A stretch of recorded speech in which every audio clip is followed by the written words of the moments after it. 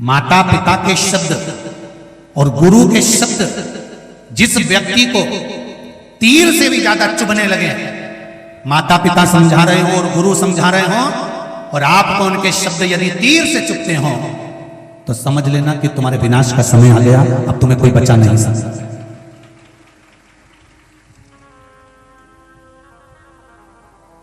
जिस बेटे बेटियों को चाहे राज सत्ताधारी हो, चाहे संसार का कोई भी मनुष्य हो,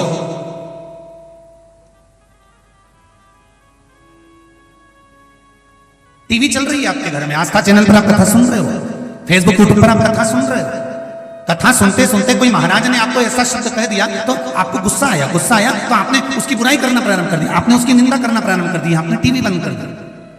पर आपने ये विचार नहीं करा कि महाराज कथा कह रहे हैं और कथा मुझ पर ला कर रही है, मतलब मुझ में कुछ ना कुछ कमी रह गई है, मुझ में कुछ ना कुछ कमी है जिसको मुझे ढूंढना है,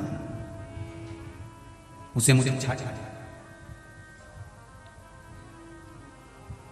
बहुत ध्यान दीजिएगा महाराज। ओम शिव महापुराण की कथा केसरवानी परिवार सागर में करवा रहा है और उस कथा को जरा ध्यान से सुनना तो जिंदगी संवर जाएगी आपकी। बेटे और बेटियां सबसे ज्यादा अगर शिव महापुराण की कथा अगर आज सुन रहे हैं तो घर की बहुएं, घर के बेटे, घर की बेटियां और छोटे बच्चे इस शिव महापुराण की कथा को सुन रहे हैं और इसका मुझे बहुत आनंद का विषय है कि नवयुवक टीम आज शिव जी की कथा से जुड़ी हुई। शंकर की कथा से अगर जुड़े हैं तो ये आपकी भक्ति बता रही है। कल एक टेंट लगा था, दूसरा लगवाया, दूसरे के बाद तीसरा लगवाया, तीसरे के बाद उधर वो चौथा खिंचवा दिया और उस चौथे टेंट को खिंचवाने के बाद भी आपकी अविरल भक्ति शिव जी में लगी है तो इससे विश्वास जागता है कि मेरा सनातन धर्म अब अग्रणी होता चला जा रहा है, आगे बढ़ता चला जा रहा है। ये आपकी भक्ति है।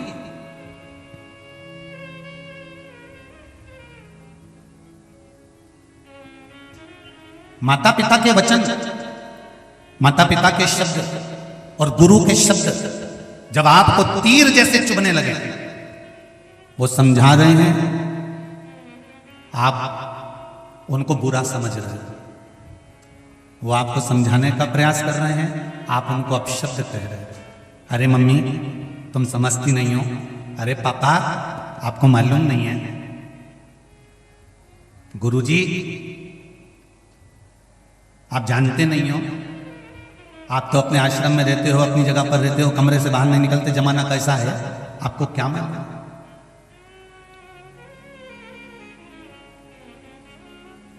बहुत लोग कहते हैं जमाना बड़ा खराब है, जमाना बड़ा खराब है, इतना खराब जमाना कभी नहीं देखा, इतना खराब जमाना है। हम कहते हैं तब खराब नहीं था, वो लाके बता दो। सत्ययुग में भी अंधकासुर था, सत्ययुग में भी भस्मासुर था, सत्ययुग में भी तारकासुर था, त्रेता आया तो त्रेता में भी रावण था। बोलो सही है कि गलत है? त्रेता में भी सूर्पणखा थी, त्रेता में भी मंथरा थी, त्रेता में भी ढेर सारे राक्षस थे, ताड़का थी, त्रेता में भी थे। फिर द्वापर आया, द्वापर में भी कंस था, पूतना थी, अगासुर था, बकासुर था, धेनुकासुर, जितने जितने असुर थे सब द्वापर में भी थे।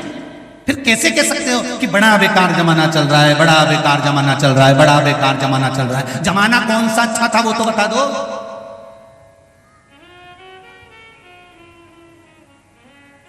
रावण था तो मेरे राम भी थे, कंस था तो मेरे कृष्ण भी थे, और आज के समय में अगर जमाना बेकार है तो मेरा शंकर आज भी विद्यमान है।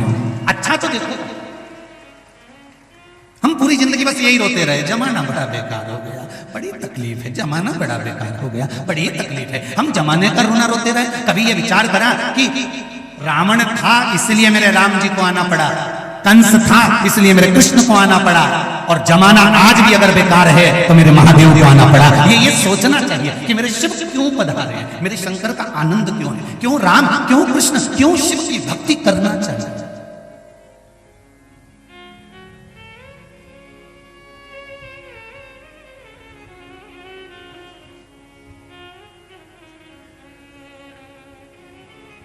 क्यों शिव की भक्ति, क्यों राम की भक्ति, क्यों कृष्ण की भक्ति? अच्छी संगत में बैठो, अच्छा फल मिलेगा जरूर। राहु देवता था कि असुर था? जम के बोलो। असुर था। राहु असुर था, राक्षस था, असुर था। करा क्या था उसने? देवता और राक्षस मिलकर जो मंथन करे थे, उस मंथन में राक्षसों की सेना में राहु था। उसने एक काम अच्छा कर लिया। जब अमृत बट रहा था तो उसने विचार करा कि ये सारे जितने असुर बैठे हैं, राक्षस बैठे हैं, ये मोहिनी स्वरूप को देखकर लोभित हो रहे हैं, मुझे लोभित नहीं होना है। और वो राहु राक्षसों की सेना में से उठकर जहां चंद्र और सूर्य बैठे थे उनके बीच में कुर्सी लगा के बैठ गए।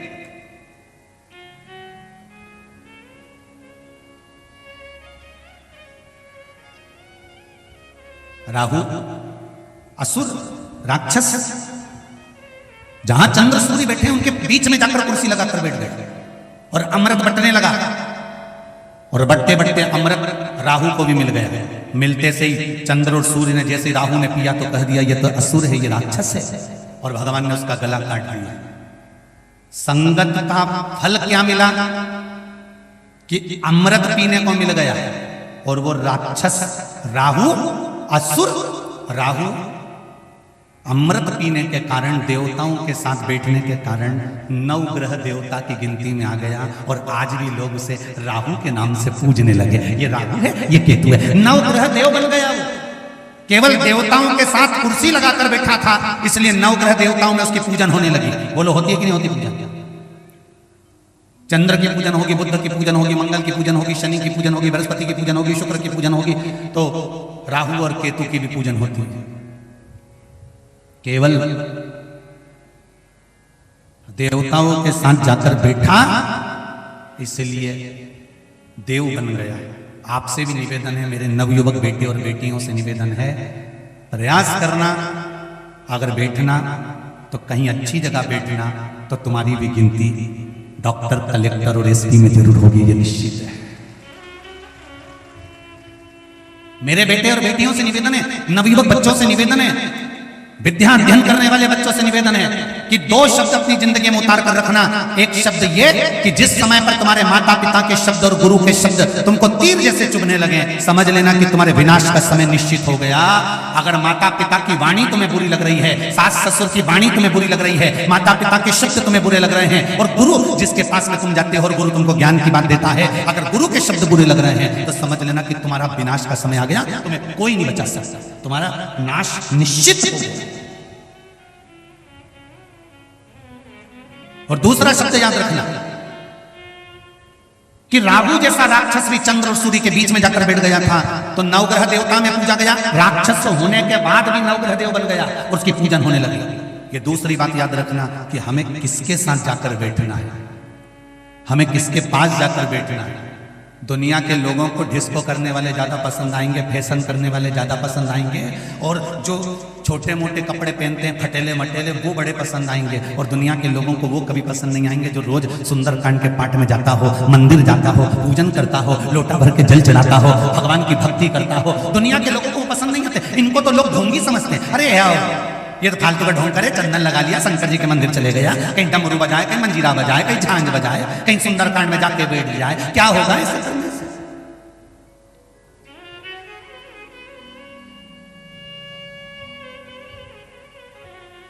क्या होगा शिव जी को जल चढ़ाने से? क्या होगा शंकर भगवान को 1 लोटा पानी चढ़ाने से? क्या होगा शंकर भगवान को बेलपत्र चढ़ाने से? क्या होगा शिव जी की स्तुति करने से? क्या होगा सुंदरकांड का पाठ करने से?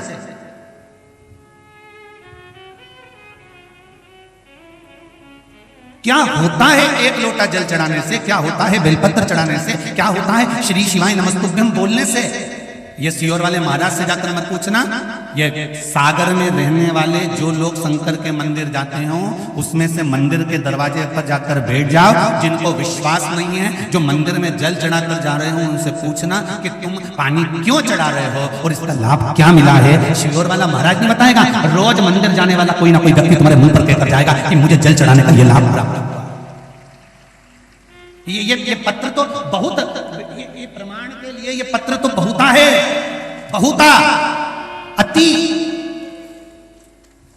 पर इससे भी ज्यादा प्रमाण है जो शिव पर जल चढ़ा रहे हैं, जो शंकर का अनुमोदन कर रहे हैं, जो शिव की स्तुति कर रहे हैं, वो उसमें एक पत्र में बड़ी विशेष बात लिखी है, जरा ध्यान दीजिएगा, देखिए। गायत्री चतुर्भुज तिवारी, केला माता मंदिर, तिलीवाड़, सागर। कहीं बैठे हो तो हाथ हिलाइए। अच्छा पीछे है क्या? श्री शिवाय नमस्तुभ्यम, दोनों हाथ हिला दो दीदी। हर हर महादेव। आपने लिखा है महाराज जी मैं गायत्री चतुर्भुज तिवारी, केला माता मंदिर, तिलीवाड़, सागर से आई हूँ। मेरे नंदोई श्री दामोदर प्रसाद तिवारी दम्मू महाराज, जो कि 95 वर्ष के हैं। कितने वर्ष के हैं? ये पत्र में उन्होंने स्केच पेन से शाही से निशान भी बनाया है, जो 95 वर्ष के हैं। उनको 50 वर्ष से हर्निया की बीमारी थी। कितने साल से थी? ध्यान से सुनना, एक लोटा पानी का क्या फल होता है। 50 वर्ष से हर्निया की बीमारी थी। और एक बात और समझ लीजिए, सागर में हम पहली बार शिव महापुराण की कथा करने के लिए आए हैं। कभी सागर को हम क्रॉस कर इधर गए भी नहीं हैं। ना तो हम आपको जानते हैं, ना आप हमको जानते हैं। केवल टीवी के माध्यम से कोई उपाय करा और उसका जो फल मिला है, ये पत्र निश्चित कर रहा है। 50 वर्ष से हर्निया की बीमारी थी, परंतु ऑपरेशन नहीं कराया था। दिनांक 27/5/2022 को अचानक रात में पेट में, बाथरूम में बहुत दर्द हुआ। डॉक्टर को दिखाया तो डॉक्टर ने दोनों तरफ हर्निया का ऑपरेशन एवं बाथरूम का ऑपरेशन करने का बताया। डॉक्टर ने 3 ऑपरेशन करवाना बताया। कहा जल्दी से जल्दी ऑपरेशन कराना होगा। 31/5/2022 को उनको मेडिकल कॉलेज सागर में ऑपरेशन के लिए भर्ती कर दिया। और उनकी बहू शिवजी को जल चढ़ाकर उनका जल उनको देती रही। दांत नहीं होने के कारण बेलपत्र नहीं दे सके। 4-5 दिन तक जल पीने के बाद उनकी समस्या ठीक हो गई। 6 जून 2022 को उनका ऑपरेशन होना था, तो 2 जून से मेडिकल कॉलेज की ओटीपी से बंद कर दिया गया। और वहां कहने लगे मुझे कोई समस्या नहीं है। 3 जून को उनको हॉस्पिटल से छुट्टी करा दी और डॉक्टर ने कह दिया अब इनको ऑपरेशन की जरूरत नहीं है। ये पत्र है। 95 वर्ष की उम्र, बैठो दीदी बैठो, श्री शिवाय नमस्ते। 95 वर्ष की उम्र, 50 साल से हर्निया। अब कौन सा सियोर वाला महाराज इनको बबूती देने आया था कि कोई बेल बांध गया? सारी समस्या का हल एक लोटा जल, और वो दिल से चढ़ा होना चाहिए, विश्वास से चढ़ा होना चाहिए। दिखावे से कुछ नहीं होता। मेरे शंकर को दिखावा नहीं आता। शिव मंदिर जाना तो दिखावा करने मत जाना, दिल से रिझाना। एक पत्र हो गया, देखिए।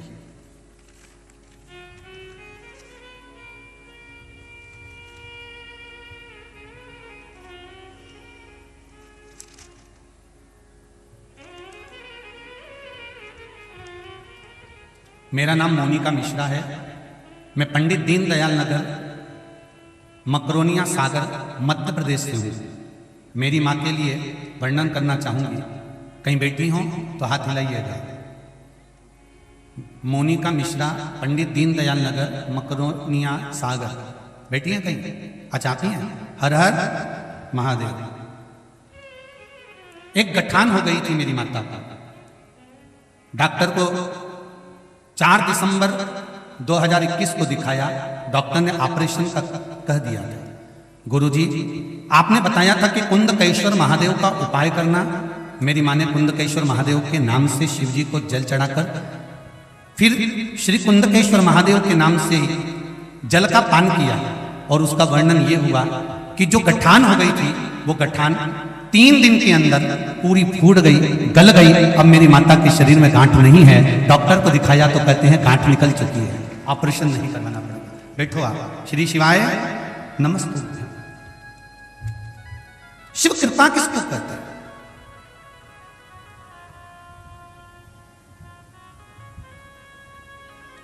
मंदिर जाओ आप, खूब प्रेम से जाओ।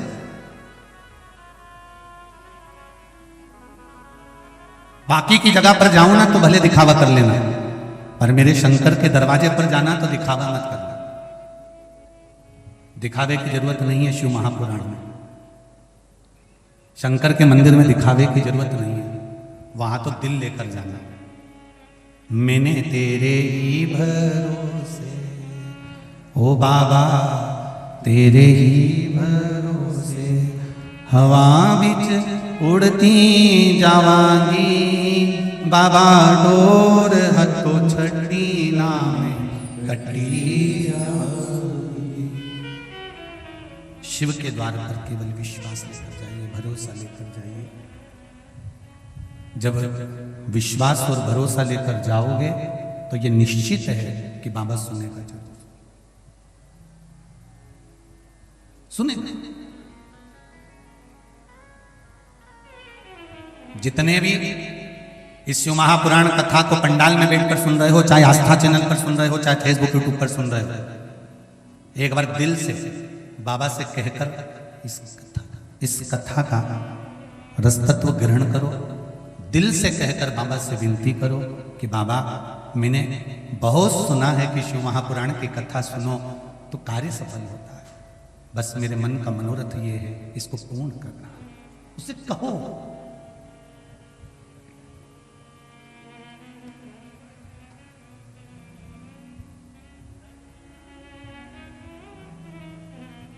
और जब दिल से कहोगे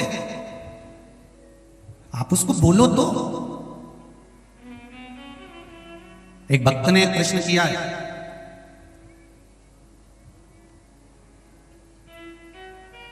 कि हमारे गुरुजी कहते हैं, एक भक्त कह रहा है व्हाट्सएप पर, ऑफिस में मैसेज गया होगा तो वहां से आशीष जी के पास में पत्र आया, तो उसमें उस मैसेज में लिखा है कि हमने जिन गुरुजी से गुरु दीक्षा ली है, गुरु मंत्र लिया है, वो गुरुजी कहते हैं कि भगवान से कभी कुछ नहीं मांगना चाहिए।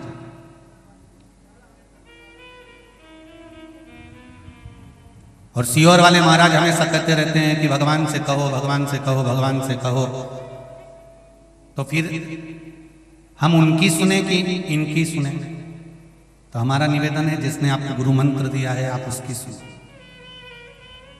पर हमारी शिव महापुराण की कथा तो कहती है बेटा जब रोटी खाने बैठता है ना, और मां अंदर काम कर रही होती है,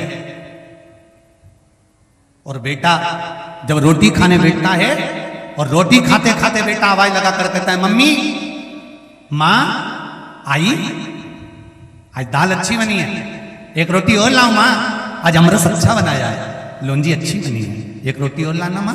मां दौड़ कर रोटी ला कर देती है। मां बेटे की थाली में 4 रोटी एक साथ कभी नहीं रखती।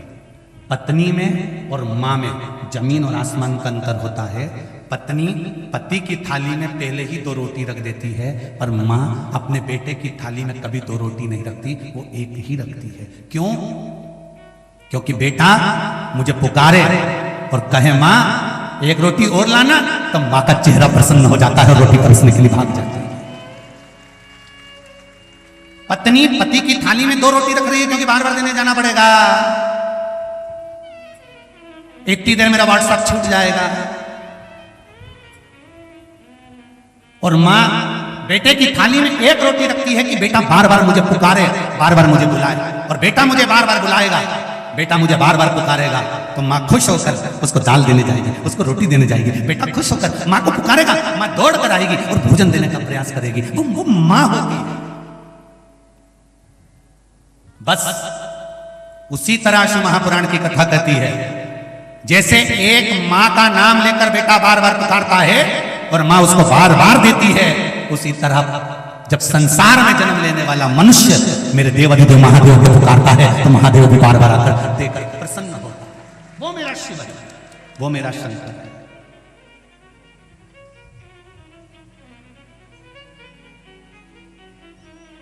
फिर उसने एक प्रश्न और किया। अरविंद जी व्यास जिसने ये मैसेज भेजा है कानपुर से, आपका मैसेज हमें मिल गया था, उसका एक उत्तर हम दिए हैं। और दूसरा प्रश्न है आपका कि हमारे गुरुजी कहते हैं कि एक जगह बैठकर तप साधना करो, एक जगह बैठकर माला करो, एक जगह बैठकर भजन करो, एक आसन से बैठकर मंत्र जाप करो। और सीहोर वाले महाराज कहते हैं चलते फिरते भगवान का भजन करो, स्मरण करो। तो हम किसके कहने पर चले? अरविंद जी व्यास कानपुर वालों से निवेदन है, आपके गुरु जी ने जो कहा है आप उनके अनुसार चलो। और शिव महापुराण की कथा कहती है कि एक माँ के दो पुत्र, एक 13 साल का है, एक 4 साल का है, दोनों को भूख लग रही है। दोनों ने कहा माँ भूख लगी है। 13 साल के बेटे को माँ ने थाली में रोटी लगाकर, सब्जी रखकर, अचार रखकर दे दिया। 4 साल के बेटे को माँ ने थाली में भोजन नहीं दिया है। 4 साल के बेटे को माँ ने रोटी में घी लगाया, नमक लगाया, रोल बनाया, फिंगर बनाया, गुट्टा बनाकर उसके हाथ में पकड़ा दिया। 4 साल का बेटा माँ का पल्लू पकड़कर माँ के पीछे पीछे जा रहा है, रोटी खाते जा रहा है। 13 साल का बेटा एक जगह पर बैठकर, एक आसन पर बैठकर रोटी खा रहा है। हमें भगवान से कहना है कि हमें 13 साल के बेटे जैसा मत बनाना कि एक जगह बैठकर हम तेरा व्रत कर सकें, एक जगह बैठकर तेरी साधना कर सकें, तेरा तप कर सकें, तेरी आराधना कर सकें। हम में इतना बल नहीं कि हम एक जगह बैठ सकें। हमें तो 4 साल के बेटे जैसे बनाकर रखना कि माँ के पीछे जाता जाता और खाता जाता। हमें तो 4 साल के बेटे जैसे बनाकर रखो, 4 साल के बेटे जैसा बनाकर रखना कि चलते फिरते तेरा भजन करे, चलते फिरते तेरा स्मरण करे, चलते फिरते तेरा नाम जपे। दुकान खोले तो राम कहें, दुकान से जाए तो राम कहें, दुकान को प्रणाम कर कर ताला लगाकर जाए तो राम कहें, और जहां बाइक चलाते चलाते भी मंदिर के सामने से निकल जाए तो हर हर महादेव कहें। बस ऐसा चलता फिरता बनाकर रखना। हमें 4 साल के बेटे जैसा बनाकर रखना, हमें 13 साल या 14 साल के बेटे जैसा मत बनाना। हम संत नहीं, हम साधु नहीं, हम सन्यासी नहीं, हम तपस्वी नहीं, हम साधक नहीं, हम व्रती नहीं, हम नियम धारण नहीं कर सकते, हम बहुत बड़े नहीं बन सकते। हमें तो छोटा बनना है। और संसार में जितने छोटे बनकर चलोगे उतने सुखी रहोगे।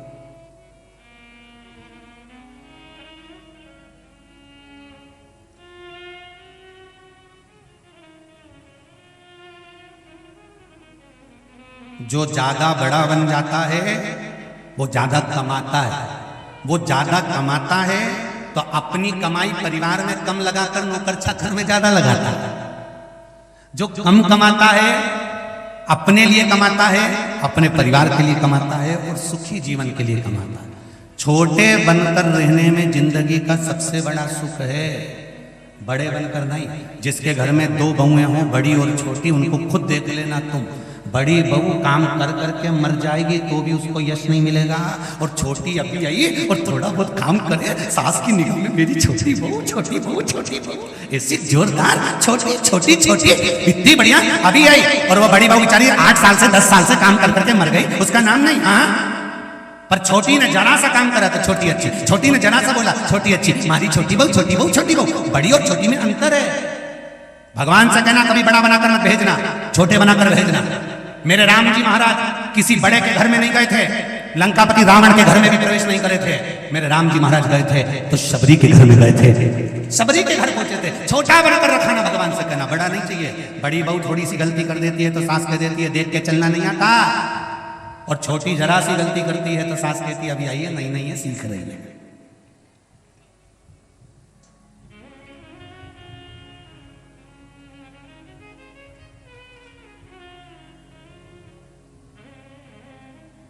छोटे बनकर रहो।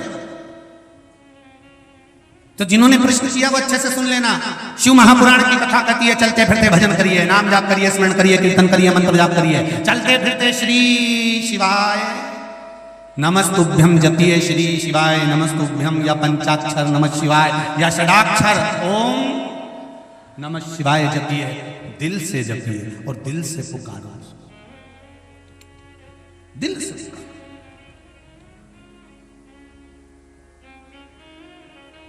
कथा में क्यों जाना चाहिए? कथा में जाने का फायदा क्या है? तो कहा शिव महापुराण में जाकर बैठने का एक फायदा है, या कोई आस्था पर कथा सुन रहा हो या फेसबुक पर कथा सुन रहा हो। हमने कई बार कथा वाचते वाचते बीच में भी कहा कि आपके घर में टीवी चल रही हो और शिव महापुराण की कथा चल रही हो तो वॉल्यूम की आवाज थोड़ी तेज कर लिया करो। घर के लोग भले सो रहे हों पर तुम्हारी टीवी की आवाज, कथा की आवाज किसी जाते और आते व्यक्ति के भी कान में पड़ जाएगी तो उसकी जिंदगी संवर जाएगी। थोड़ी सी वॉल्यूम बढ़ा लिया करो। और घर की बहुएं, घर के बच्चे कहेंगे मम्मी बेरी हो गई क्या, इतनी तेज चला रही है? अरे बेटा सुनाई नहीं दे मारा करूं। एक प्रसंग आता है, एक व्यक्ति कथा में सबसे आगे आके बैठ जाता था और खूब मुस्कुराता था, खूब प्रेम से, और यूं ही करता था। फिर जो कथा करने वाले महाराज जी थे वो उसको देख के बड़ी प्रसन्न होकर कथा बाचे जा रहे। 5 बजे कथा छूटने वाली थी, 5:30 बजे वो तो बाचे जा रहे, कथा खूब प्रेम से बाचे। अब 5 बजे की कथा 5:30 बजा दी तो गांव के लोगों ने कहा, महाराज जी आप कथा कह रहे थे, आज तो इतना आनंद आया कथा कहने में, और आगे आगे एक भैया बैठा था, दादा लगभग 70 साल का था, बेचारा इतने अच्छे से कथा सुन रहा था। इतने में गांव के लोगों ने कहा, वो क्या कथा सुन रहा होगा, वो तो बेहरा था, उसके तो कान ही नहीं थे, पर वो मुंडी तो हिला रहा था कि वो तो हर कथा में मुंडी हिलाया और हर कथा में मुस्कुराया। अच्छा, महाराज जी ने कहा कि बताओ गजब हो गया, बेहरा ने कथा सुनी, उसको सुनाई तो दी नहीं होगी, काहे को आता है कथा में, काहे के लिए कथा में आता है, क्या हमको ही नहीं मालूम कि वो कथा में सबसे आगे आके बैठता क्यों है। महाराज जी ने कहा उसको पकड़ के लाओ जाओ, और वो बहरे व्यक्ति को पकड़ कर ले गए। महाराज जी ने पूछा,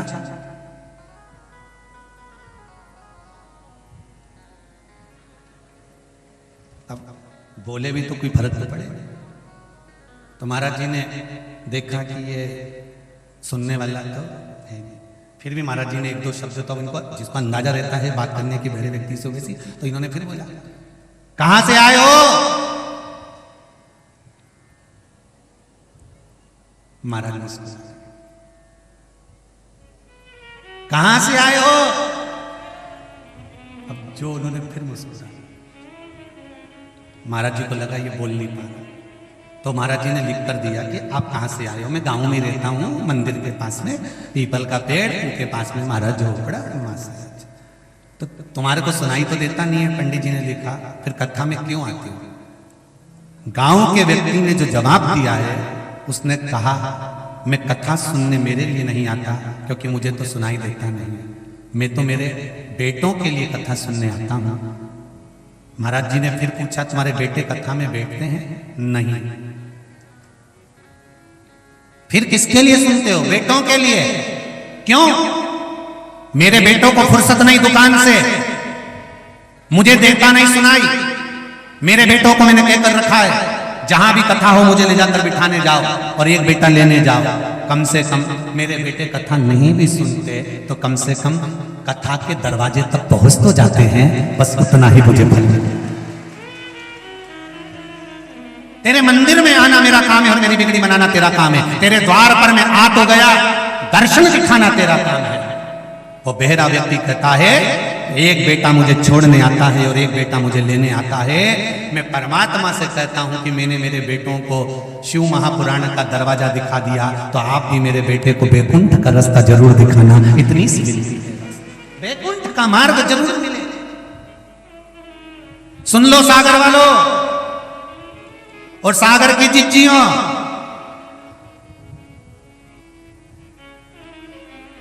और भज जाओ अच्छे से। भले टीवी पर कथा सुन रहे हो, सागर में सुन रहे हो, सागर में कथा हो रही हो, तो अपने बच्चों से कहना दुकान धंधा पानी बाद में हो जाएगा, जो कमाया सब यहीं छोड़कर जाना है। एक बार मुझे शिव महापुराण के पंडाल तक ले जा, अगर दिन में समय नहीं मिले तो शाम तक ले जा, रात तक ले जा। महाराज भले चला गया होगा पर शिव पुराण तो वहीं पर है, मुझे उसका दर्शन।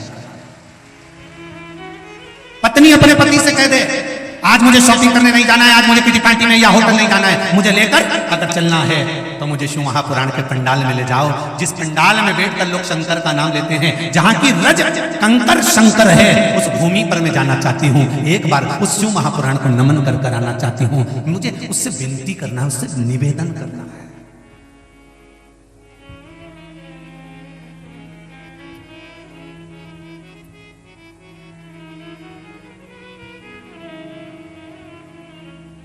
भोलेनाथ से निराला यहाँ कोई नहीं, भोलेनाथ से निराला यहाँ कोई नहीं, शंभुनाथ से निराला यहाँ कोई नहीं, शंभुनाथ से निराला यहाँ कोई नहीं, कोई नहीं रे यहाँ कोई नहीं, कोई नहीं रे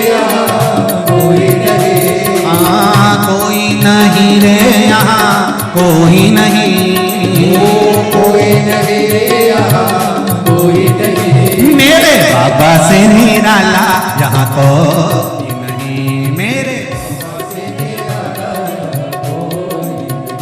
भोलेनाथ से निराला यहाँ कोई नहीं। भोलेनाथ से निराला यहाँ कोई नहीं।